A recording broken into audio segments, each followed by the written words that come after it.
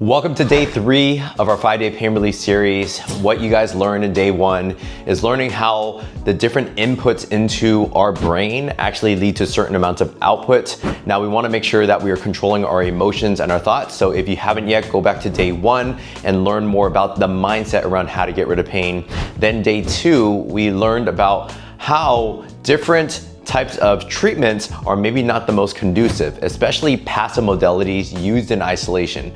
We know that passive modalities such as manual therapy, massage, and chiropractic care, and many other treatments out there are given to us as more of a quick solution rather than a long-term fix. So you want to make sure that you're balancing that out as well. But for today, I'm going to teach you guys about the cons of stretching and how stretching long-term may not be giving you the long-term results in terms of bulletproofing your body and also getting rid of pain long-term. I'm going to share also a few different exercises that you guys can start using today that I know will help to fix and maybe even reduce dramatically some of the neck, upper back complaints that you're dealing with. So make sure to stick around to the very end. And also, if you haven't yet, click that subscribe button, click the bell notification so that you don't miss out on any weekly content, because we do post videos every Monday at 5 p.m. So let's get to it.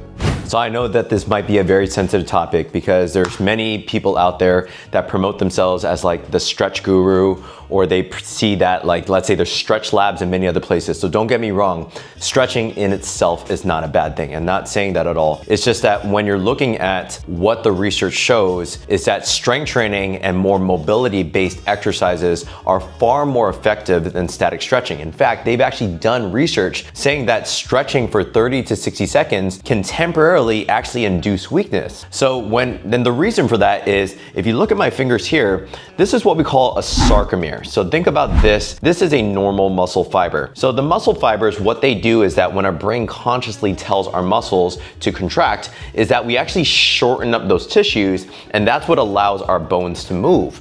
Now, if you look at the sarcomeres, is that they actually cross together. So look at my fingers crossing together. These are what we call cross links. Now, if we stretch for 30 to 60 seconds and we consistently do that on a day-to-day basis, especially those that actually stay in stretches for even sometimes 3 to 5 minutes, and I often see this in a lot of yoga practices, is that they promote a lot of stretching, 60 to 90 seconds or even longer than that. And what that ends up doing is you can see that the sarcomeres are no longer actually touching each other. So the cross links, basically they need to grab onto each other almost like zippers, and they need to grab and actually shorten up the tissues in order to get things to move. But when you're constantly just doing stretches, it may feel like, that feels tight, that needs to be addressed, but those sarcomeres are no longer actually in contact with each other, the cross links. So therefore, that muscle actually feels weaker. And what we do know in research is that when you're weaker, when muscles are not as resistant to day-to-day activities and the strenuous things that we might do as a busy parent, is that actually leads and subjects us to injury.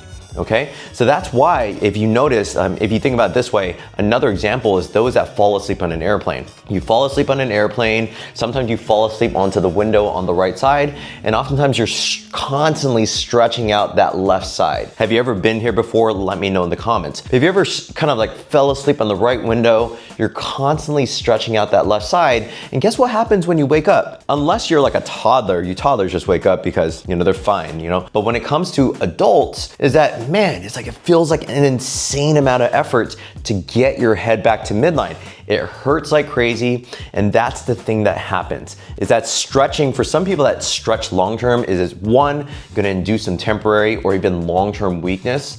Number 2, it actually could make you feel worse. So rather than thinking about lengthening those tissues, because sometimes we feel pain when our tissues are overly lengthened. And when we're lengthening further and further and further, we're only creating more, long-term decrement to our function.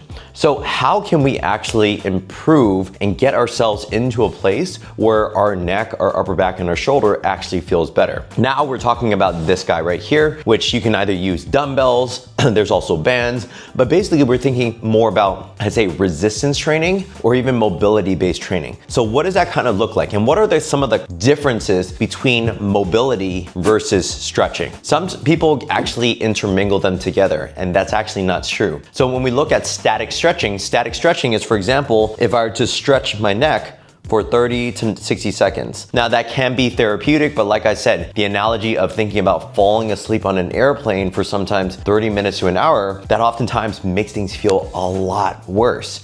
So mobility is being strong and within that range of motion. So for example, if I'm going to be in this position, I wanna make sure that my neck is tolerant in this position. So for some of you guys, maybe this might not be part of the actual exercise I'm gonna get into in just a few minutes, so stick around for those. But for example, if I'm stretching in this position, or let's say I'm in this position a long period of time, I wanna make sure that one, I can be able to close up the space. So I'm gonna strengthen my right side. So basically what I'm doing is I'm pushing against the right side of my temple and loading isometrically, actually producing stability within this side bend range of motion.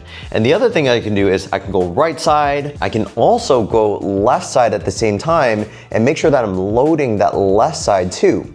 And you don't have to be in this upper trap stretch position. We can simply just keep our head in the middle and also promote just multi-directional isometrics. This is a great exercise just to get some sort of movement, blood flow, and also neurological activation and getting all the muscles to fire around our neck. A lot of times our joints feel stressed because we're sitting at a computer for a long period of time, not really getting that activation, not getting that mobility that we need in order to supply that analgesic effect, that long-term pain relief effect that you're actually looking for. So this is just an example alongside maybe even shrugs as well. So those are also great to have. And yes, again, we can kind of just like stretch our arms, and that's fine. But again, to be actually strong within those ranges of motion is what defines mobility. Mobility as well as strength training are going to be some of the long-term tools that you're gonna learn from this video. So again, stick around because in just a couple seconds,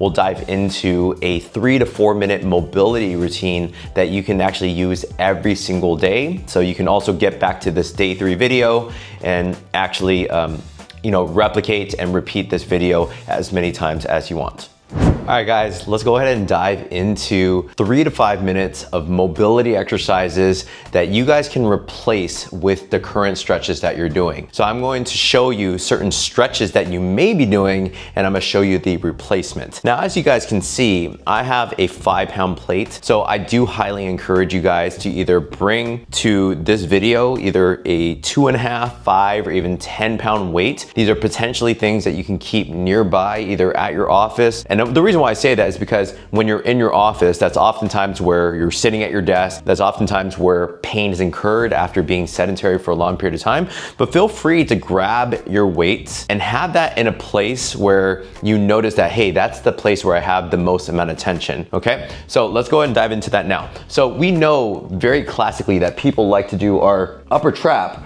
or even our levator stretch, right? Upper trap is where we kind of bring our left ear towards our left shoulder. I'm sure you've seen that far too many times in physical therapy or even in your PE class. We've also seen our levator where we're constantly thinking about kind of smelling our armpit, and you feel that stretch. And like I said, nothing wrong with stretching in isolation, far more effective and even faster things that you can do. So what we're gonna do here is we're gonna do shrugs. So with this 5-pound weight, we're simply going to bring our shoulders down towards our ears, lift them up and bring them into our ears. So think about your head is kind of like a turtle. You're putting your head into a turtle shell, and you also bring your shoulder up as if your shoulders love your ears, okay? So we're bringing our head down and also bring our shoulder up, okay? And just repeating that motion there. So we're really trying to elevate our scapula for at least 8 to 20 repetitions. You can kind of feel that stretch in your ribs, feel that activation around your neck. Sometimes it feels good just to get a little circle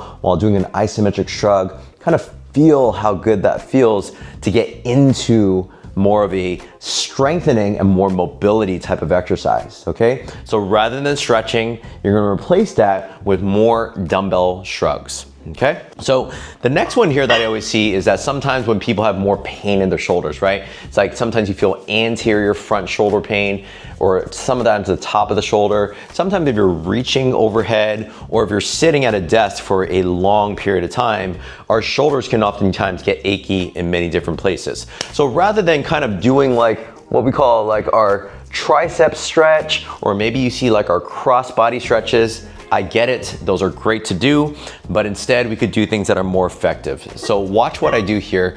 I'm going to now instead do more of a front raise and a lateral raise combo.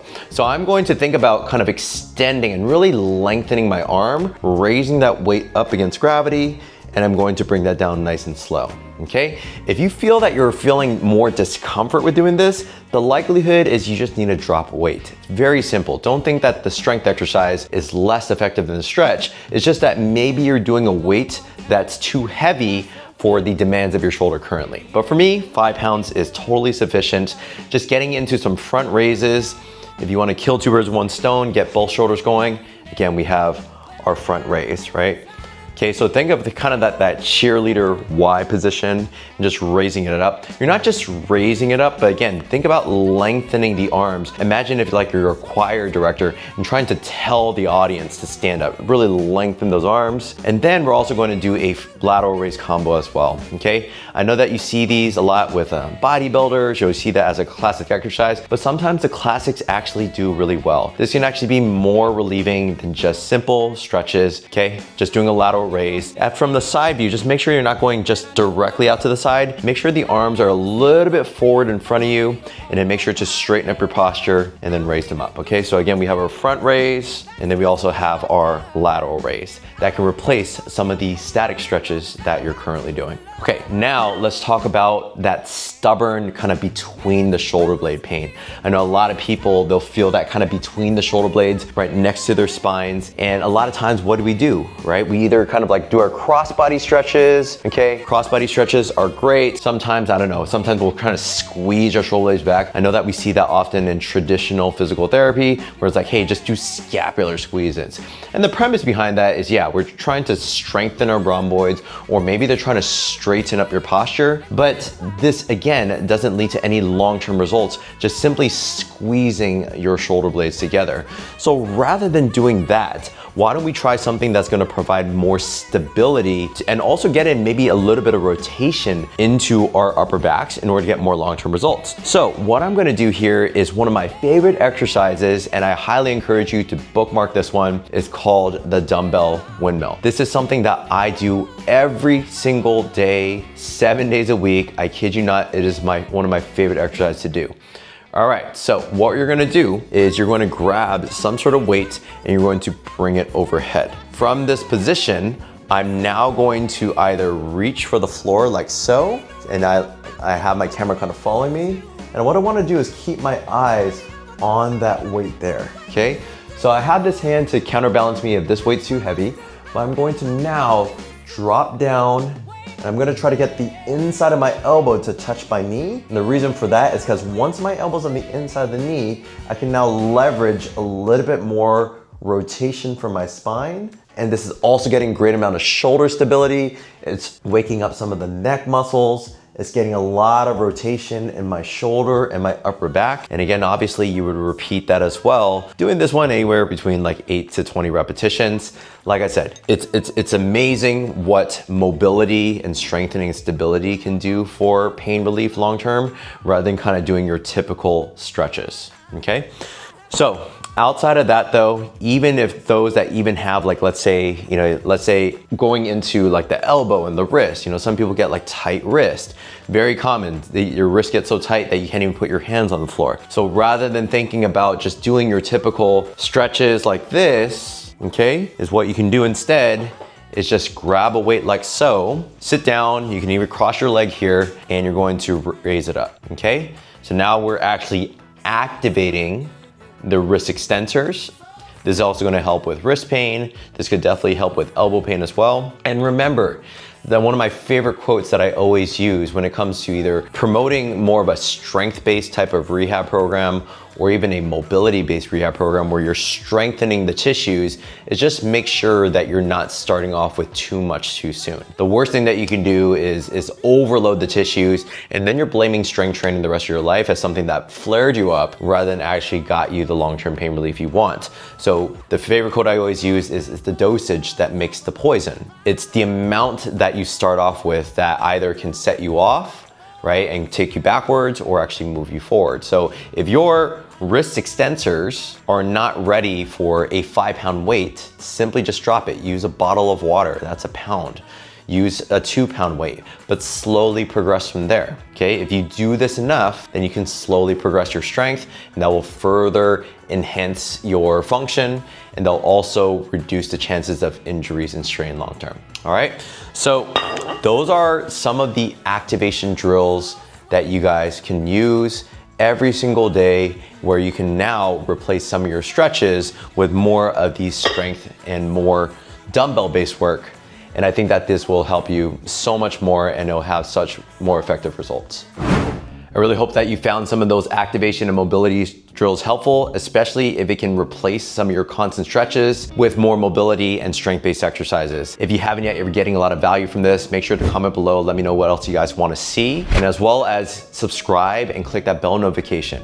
Make sure that you are informed on all the weekly content that we're posting. We post weekly videos Mondays at 5 p.m. And in day 4, we're going to talk about how you can actually get stronger as you get older. So we went from just our typical stretches, and now we know that we can replace them with mobility exercises. Now we need to learn how to actually get stronger and more resilient, especially if you're a busy parent that cares about your long-term health. You want to keep up with your kids, you want to be able to enjoy your vacations and be able to not watch from the sidelines. Make sure that you stay tuned for day 4, because we're going to talk about this concept, which we call progressive overload. This is something that we teach to hundreds of our clients on a daily basis, and it's going to be something that I know will change your life around.